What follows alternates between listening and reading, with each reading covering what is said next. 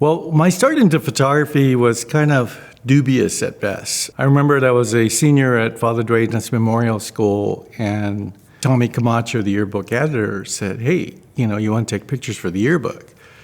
And I said, sure. Let me ask my brother Herman. My brother Herman's a really well-known, famous photographer here in Ireland, but I think he was off island at the time. But he gave my sister his old camera, which was a Pentax Spotmatic. So I borrowed it from my sister, and me and Tommy went around, and I'm photographing, and after about a week or two, Tommy goes, hey, let's develop the film. So I'm like, okay. So I opened the back of the camera to give Tommy the film, and there was no film. For 2 weeks, I was photographing something that was just basically in my mind's eye.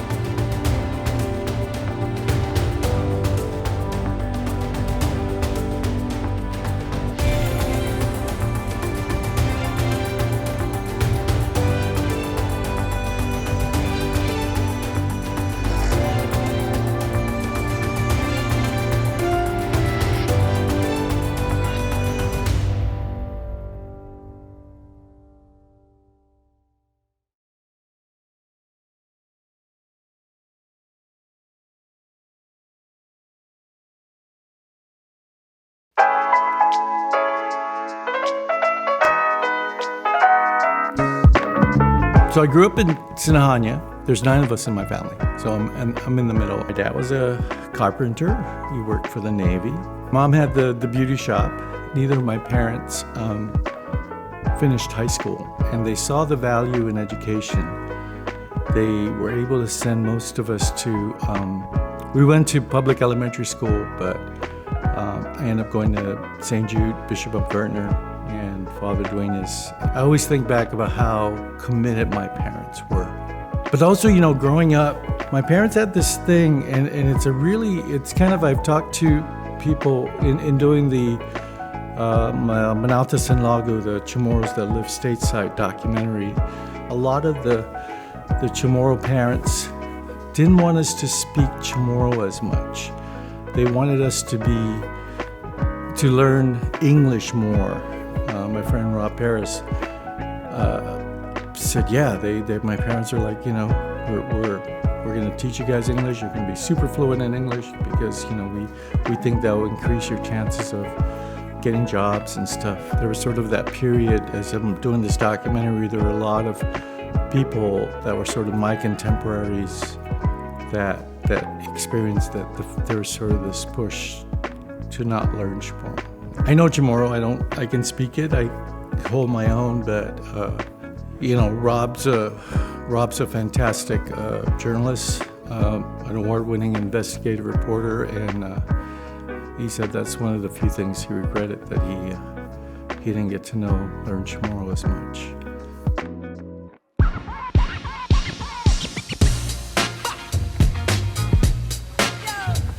So fast forward, the following summer, I was offered an internship at the Pacific Daily News. It was a writing internship, and I really, really enjoyed that. And then that following summer, I went back. There was a new executive editor at the Pacific Daily News, and I said, hey, I would like to get back full-time for the summer just to continue to learn the craft of writing. I really enjoyed it. He says, well, your writing isn't up to the quality we want here at the PDN. And so I was totally taken aback. I was like, holy crap, I really love this. I really got into journalism, and I was just told right in my face that I didn't have the chops to do it. After my initial shock, I said, I really want to stay in the business. Is there anything you have for me that I can do this summer? And he goes, well, the photographer said they need help. Do you have any photo experience? I was like, yeah, I have a photo experience. So there I was in the darkroom that summer. The photographers would be out photographing. I would be cutting up their negatives. They had books and magazines of photography all over the the dark room back in the day at the Pacific Daily News. I said, wow, this is really, really cool. So not too long after that, I got my tax refund and I asked my mom to get me a camera. And she got me the Canon F1 at the Navy Exchange. And I remember being really mad at my mom. I'm like, I said I wanted the Pentax Spotmatic, not knowing that the Canon was about, probably about 50 to 60 times better. Then just throughout that summer, I worked on the weekends. I started taking pictures for the Triton calls at EOG, where I was one of the editors of the newspaper, and just kept learning photography.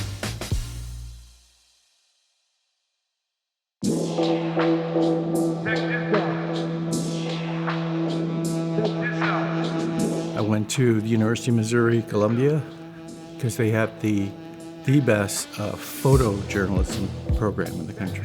When there, graduated, I went to Michigan and went to Detroit. Not too long after that, I started doing work on the violence that was happening to the children in Detroit. I think one year, 85 children under the ages of maybe 5 to 16 were killed in Detroit violently. I spent about a year at the juvenile detention facilities in Michigan. We did a series called Too Young to Die. I had a bunch of young teens show me the guns they had. They were 12 or 13. They were showing me their guns. I went out with the narcotics officers, and I started documenting all that. But then I got to thinking, I'm like, we can't just say the kids in Detroit are bad, that they're killing each other. I said, there's got to be more. So I found an inner city high school in the city of Detroit called Southwestern High School. It was a really neat high school because it had this really wonderful mix of Caucasian, whites, Hispanics, and African Americans. And I approached the superintendent of schools and said I wanted to spend a year.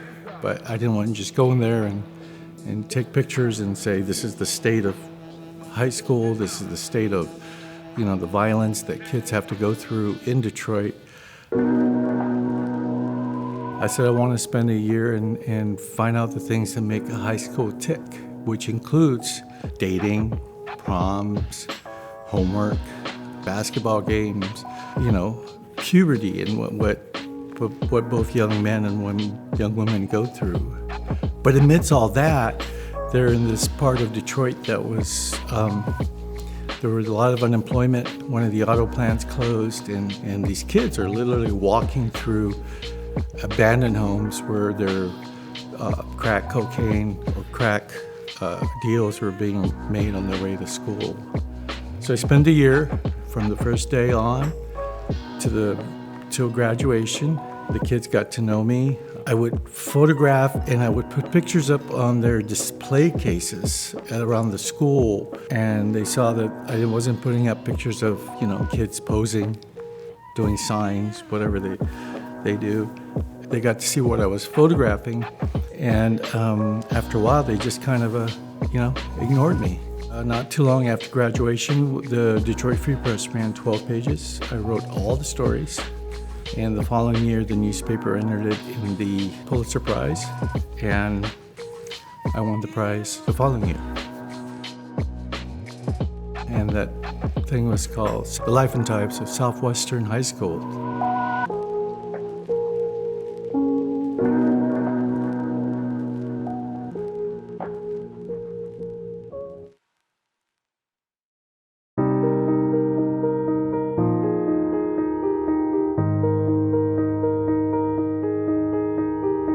So what happens with the Pulitzer is the editors kind of know if you're a finalist.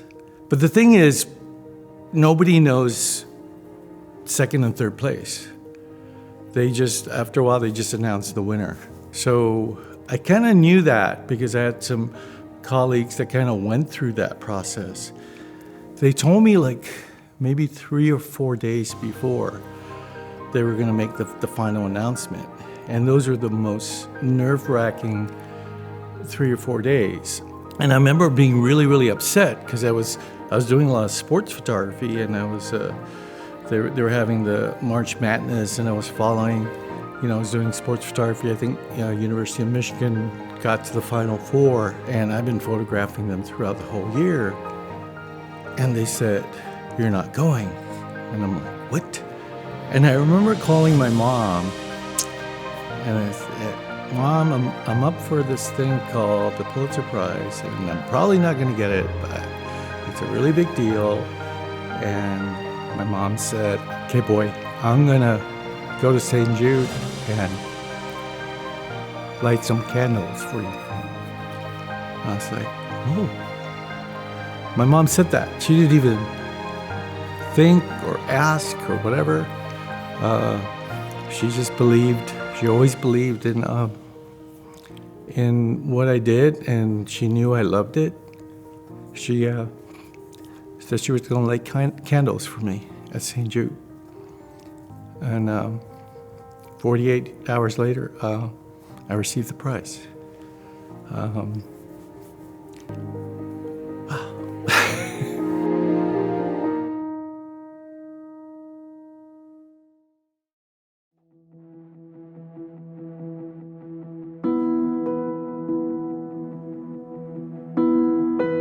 At some point, I was just kind of sitting there in Detroit, being really, really mahålang for Guam. I won this amazing award, and I am so grateful for it. This is one of the most amazing things you can receive, and yet I still felt a little empty, like it didn't really fulfill me. And I just said, I got to find a way to go back home. I wanted to parlay winning the Pulitzer to be able to give me a chance to apply for grants. And we haven't really had anything that was a documentation of the Chamorros by a Chamorro. And I felt really strongly about that, and that's how I sort of frame the grant to do Legacy of Guam Crisostomo Chamorro. And so I spent a year, got great stuff. I asked for a couple more months to get the book in production, and I was all set to go back to Detroit. And there's two major newspapers in Detroit. They're part of the newspaper guild, and they went on strike. They ended up being on strike for almost 8 months. And I had a choice between going back to Detroit in the winter, hold a picket line and make $35 a day, or to stay in beautiful Guam. And so I quit, and I stayed and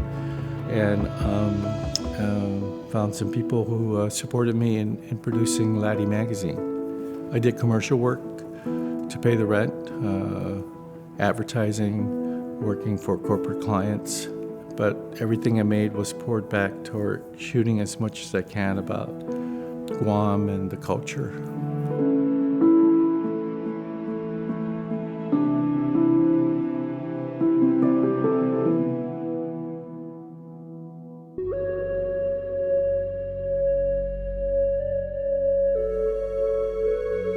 One of my really best friends at FD was Tony Sanchez, and Tony passed away at a younger age. I still think about him all the time. And his son Simon is a photographer. I met him during FestPac. We were talking today, and he kind of asked sort of the same question, but he came at it a little different. And he says, "Man, Uncle Manny, I kind of just watch you, and you're so relaxed. You're just like," and I go, "What do you mean?" When I'm photographing, I'm like super intense. And Simon said that, I was watching you at FestPac, and there was this one shot where you just kind of saw it. I was watching you saw it, you framed it, you took a couple shots, and then moved on. And then he goes, "Then I see the book and I see the pictures," and he goes, "Holy crap, I didn't even see that. I was right next to you. I didn't see that." The best part about photography to me is that you become present. You have to be present at the moment. If you're not present with a camera in front of your face, or if you're looking back on it, you lose stuff. And what I mean about being present is a lot of times, we're driving and we're thinking about, where we're going to eat for dinner, or, how we're going to pay for the kids' tuition and all this other stuff. And your mind's going all different places. But when you're taking pictures or when you're in photography, you just got to be zoned in. I was trying to explain Simon that. It's like, I don't know. If I'm working, I'm working, If I see something, I'm going to try to get to that point. When it comes to performances, like mostly Festback, I would shoot the performance, but I really love what goes on backstage. I love the preparation. I love the anxiousness, and then when they come out, the relief and the joy, of nailing it. And I kind of look for those moments. When I pick up a camera and I'm asked to document something, or I choose to go to an event, I just kind of want to see things unfold in front of me, be present at the moment, and catch whatever it is I can. Sometimes I succeed, lots of times I fail by my standards, but I'm going to keep trying.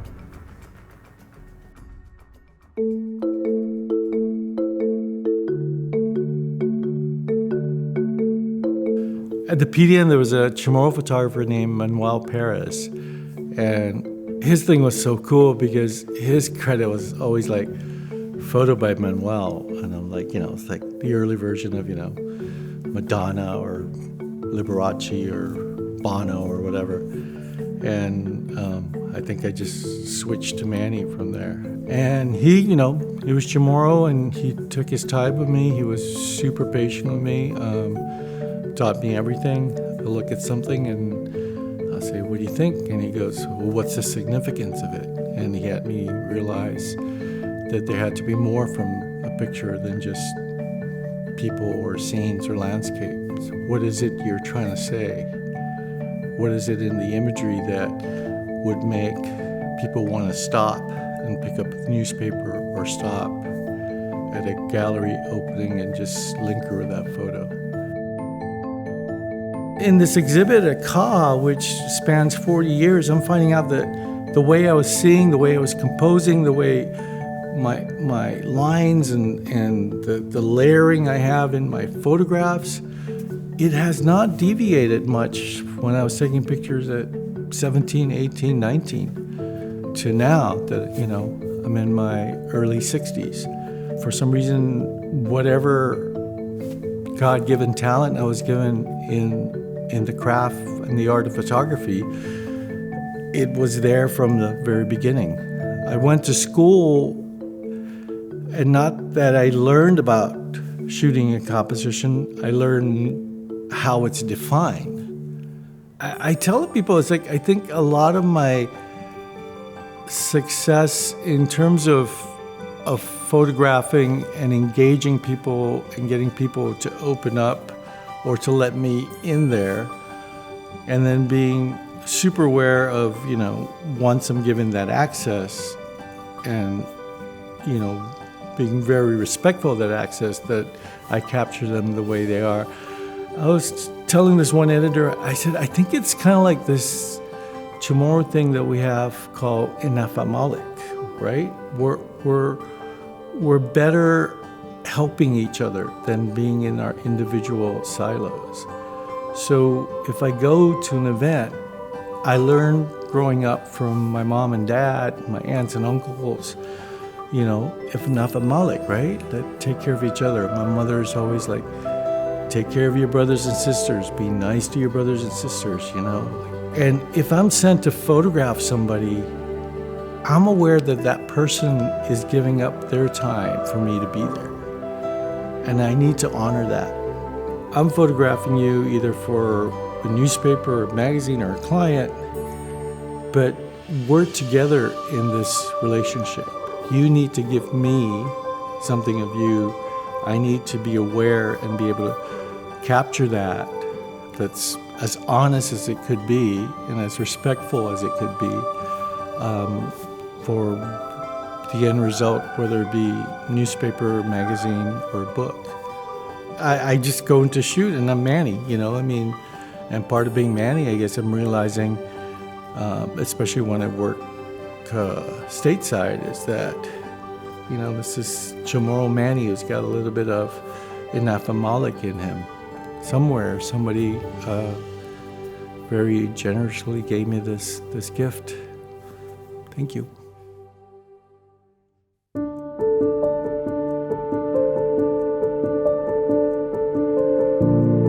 I was traumatized when that PDN executive editor told me my writing sucked. And I'm very aware and I'm very cognizant that when young photographers or older photographers that just started photography would ask me for advice, I try to be really, really careful because I don't want that experience to affect whoever it is that's asking for advice. So when I talk to young photographers, I'm always really interested to see how passionate they are. Are they going to be able to be like me? I started taking pictures when I was 18, and we're almost talking about 45 years.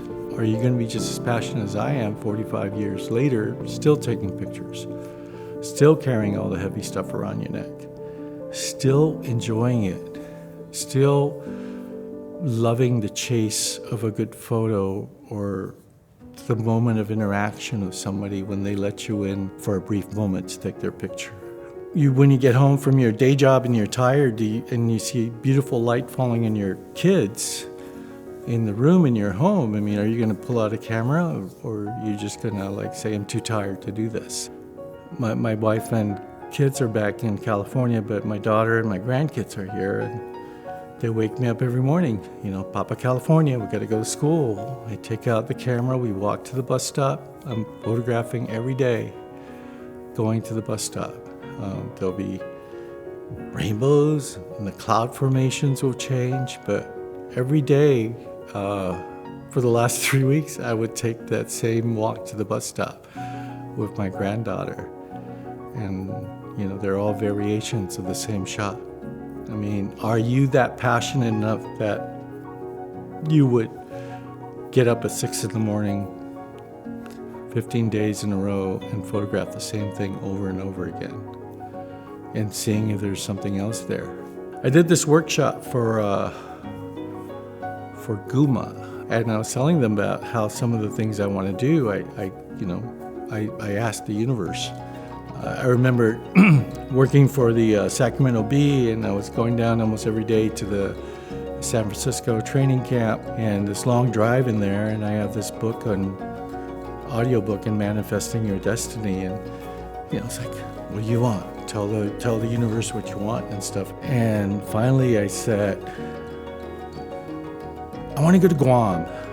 Then the audiobook goes, what else? And I want to go to Guam, and I want to go 3 times. Tell us what you really want. And it's like, I want to go to Guam, and I want to go 3 times, and I want somebody to pay for it. Within the next 2 years, I had 3 paid trips to Guam. But if you're not projecting it, if you're not saying it, it's one thing to think about it, but if you gotta, at some point, you just gotta start saying, hey, I want this. Say it, believe it, and then find ways to get to that, right? I tell people that, hey, if this is what you really want, go on and do it, man,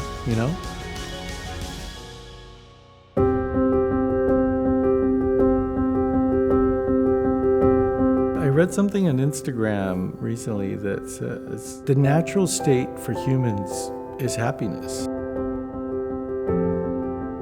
And that if you're not happy, you're not in your natural state. And I've been thinking about that a lot when I'm feeling kind of like tired or down or exhausted. We're breathing, we're living. We don't know if we're going to be breathing or living tomorrow, and you just sort of got to take every moment. I'm always in a state of gratitude.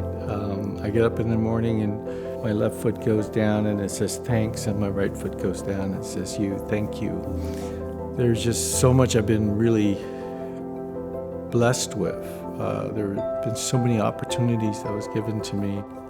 I'm just grateful. I'm grateful for you guys being here, helping me tell my story, hoping my story would reach other people, and then they can also grow and manifest what it is that they want, and then they will pass it down. Flying into Guam always gives me joy. And I remember one time I was just like, so mahålang. I was just like, whoa, it's like, where's this mahålang pangs coming from, right? And I have this wonderful canoe carving by Segundo Blas that I brought back with me. It's a galide at the sail and somebody's in it. And I took it and I put it in the pool and took pictures of it. It alleviated the mahålang pain there for a while. I was talking to somebody when I was doing this San Lagu thing, and she said, the mahålang is the longing, right? We're longing for a home, we're longing for people that we care about, we're longing for family, we're longing for food, the music. And she goes, the mahålang is the longing, and the only way to mitigate the longing is to find a sense of belonging.